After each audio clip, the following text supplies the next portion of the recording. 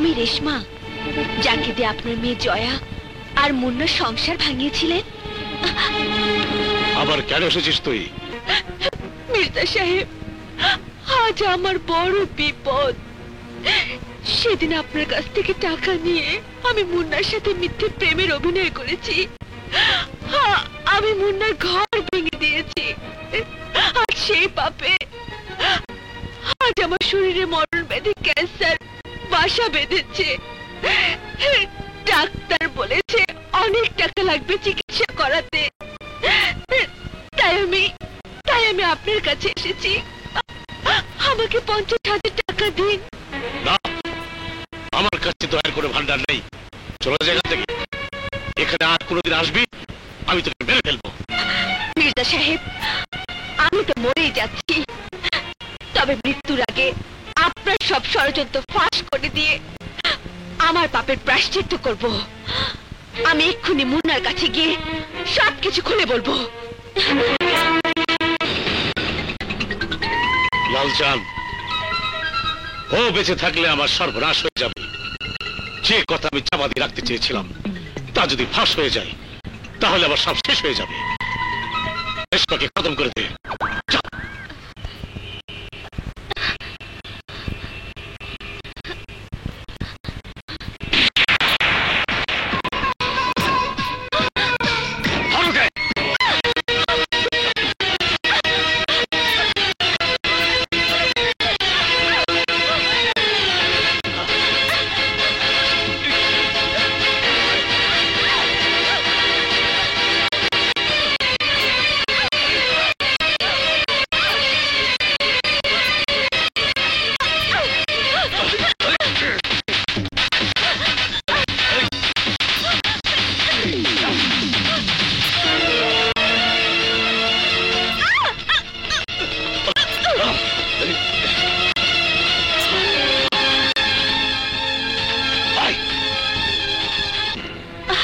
শোনো, আমি তোমার সব কথা শুনেছি।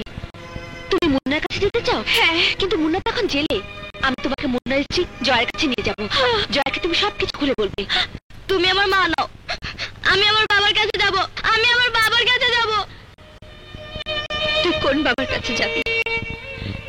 যে বাবা তোর মাকে হাসপাতালে রেখে একটা নষ্ট মেয়েকে নিয়ে ঘরে ফুর্তি করছিল। কোন বাবার কাছে যাবি? যে বাবা একটা চরিত্রহীন। না মেম সাহেব, মুন্না চরিত্রহীন না, মুন্না মহান। তুমি কি চাও এখানে? কিসের জন্য এসেছো? আমি এসেছি আপনার চোখের পর্দা খুলে দেওয়ার জন্য। আপনি যা জানেন তা ভুল। মুন্না কোনো চরিত্রহীন না, চরিত্রহীন আপনার বাবা ইস্কান্দার মির্জা। এ কি বলছো তুমি? আমি সত্যি বলছি মেম সাহেব, ওই চেয়ে দেখুন।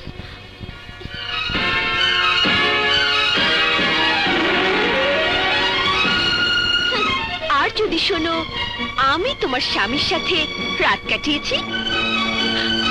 নষ্টা, চরিত্রহীনা, তুই আমার বাড়িতে আবার কেন এসেছিস? তোকে আমি মেরেই ফেলবো। দাঁড়ান মেম সাহেব, ওকে মারার আগে ওকে দিয়ে যে এসব করিয়েছে তাকে গিয়ে আগে মারুন। কার কথা বলছো তুমি? আপনার বাবা ইস্কান্দার মির্জা। হ্যাঁ মেম সাহেব, আপনার বাবা আমাকে টাকা দিয়ে এই ষড়যন্ত্রের জাল বিছিয়েছিল।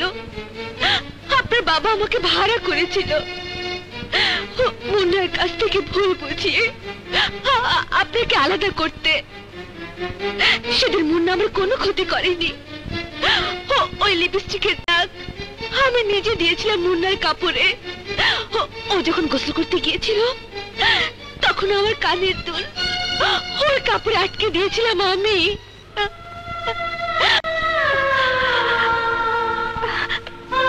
আরে মেম সাহেব, আমি আপনাকে অনেক বড় মনে করেছিলাম, কিন্তু এখন দেখলাম আপনি অনেক গরিব। যে স্ত্রী স্বামীর ভালোবাসা